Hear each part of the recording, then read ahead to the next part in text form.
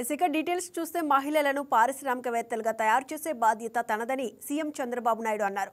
అన్నమయ్య జిల్లా చిన్నమండం మండలం దేవగుడిపల్లిలో ఏపీలో 3 లక్షల ఇళ్ల గృహప్రవేశాలకు సీఎం శ్రీకారం చుట్టారు. ఈ సందర్భంగా పలువురు లబ్ధిదారులకు ఇంటి తాళాలను సీఎం చంద్రబాబు అప్పగించారు. రాష్ట్రంలోని మిగతా ప్రాంతాల్లో గృహప్రవేశాలను వర్చువల్గా ప్రారంభించారు. ఈ సందర్భంగా ఆయన మాట్లాడుతూ 2029 నాటికి ప్రతి పేదవాడికి సొంతిల్లు ఉండాలనేది ప్రభుత్వ లక్ష్యమని చెప్పారు.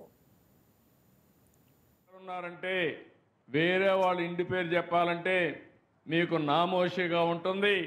2029కి ప్రతి ఒక్కరూ మీ సొంత ఇంట్లో మీరుండేట్టుగా చేసే బాధ్యత ఈ ప్రభుత్వాన్ని. అదే నా ఆశయం.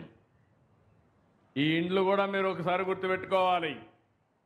ప్రారంభించింది 1984లో ఎవరు ప్రారంభించారని అడుగుతున్నా. ఎన్టీఆర్ ప్రారంభించాడు, తెలుగుదేశం ప్రారంభించింది. దేశంలో ఎక్కడ కూడా అంతవరకు పక్కా ఇళ్ళు నిర్మాణం చేయలేదు.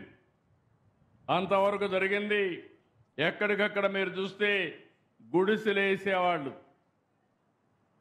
ఆ గుడిసెలు గాలు ఎగిరిపోయేటివి, మళ్ళా మీ జీవితాలు గాల్లో కలిసిపోయేటివి. అలాంటిది ఎన్టీఆర్ ఆలోచించారు.